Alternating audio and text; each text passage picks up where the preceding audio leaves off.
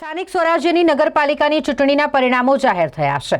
આ ચૂંટણીમાં આમ આદમી પાર્ટીએ અલગ અલગ નગરપાલિકામાં આમ આદમી પાર્ટીના 500થી વધુ ઉમેદવારો મેદાનમાં ઉતાર્યા હતા અને જેમાં આમ આદમી પાર્ટીના 35થી વધુ ઉમેદવારોની જીત થઈ છે।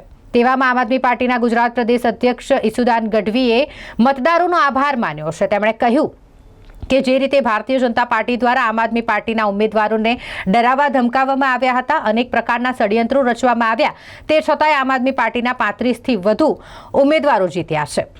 આગામી જે નગરપાલિકાની ચૂંટણીનું આયોજન થશે અને આગામી જે પણ ચૂંટણી આવશે તેમાં વધુમાં વધુ આમ આદમી પાર્ટીના ઉમેદવારોને તેઓ મેદાનમાં ઉતારશે તેમ પણ જણાવ્યું। સ્થાનિક સ્વરાજ્યની ચૂંટણીમાં આમ આદમી પાર્ટીના તમામ શીર્ષ નેતૃત્વ, પ્રદેશની ટીમ અને કાર્યકર્તાઓનો ખૂબ ખૂબ આભાર।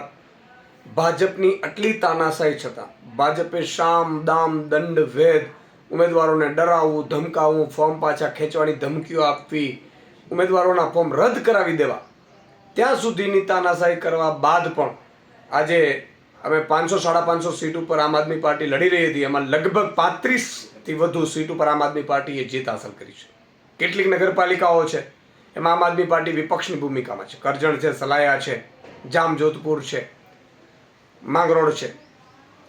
તો હું તમામ જે જીતના ઉમેદવારો છે, જીત્યા છે, એમની પાછળ જે પણ મહેનત કરી છે તમામ કાર્યકર્તાઓનો, ઉમેદવારોનો હું અભિનંદન પાઠવું છું।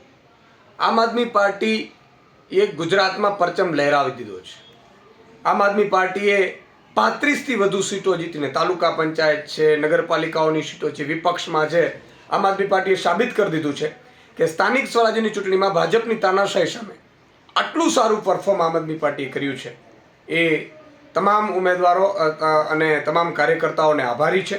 હું સૌને લાખ લાખ અભિનંદન પાઠવું છું અને આમ આદમી પાર્ટી અહીંથી ઊભી નહીં રહેશે। આગામી જે મહાનગરપાલિકાઓની, તાલુકા જિલ્લા પંચાયતની ચૂંટણીઓ છે એમાં 8000થી વધુ ઉમેદવારો આવનારા વર્ષ ફેબ્રુઆરી 2026માં ચૂંટણીઓ છે, એમાં આમ આદમી પાર્ટી હવે મજબૂતાઈથી લડશે અને મને પૂરો વિશ્વાસ છે કે જેમ આ વખતે નગરપાલિકાઓ બનતા રહી અને નગરપાલિકામાં વિપક્ષમાં આવ્યા, એવી જ રીતે જિલ્લા પંચાયત, તાલુકા પંચાયતો આમ આદમી પાર્ટી બનાવશે, મહાનગરપાલિકાઓમાં આમ આદમી પાર્ટી પોતાનો પરચમ લહેરાવશે। મને પૂરો વિશ્વાસ છે અને આમ આદમી પાર્ટીનો ડંકો ગુજરાતમાં વાગી ચૂક્યો છે।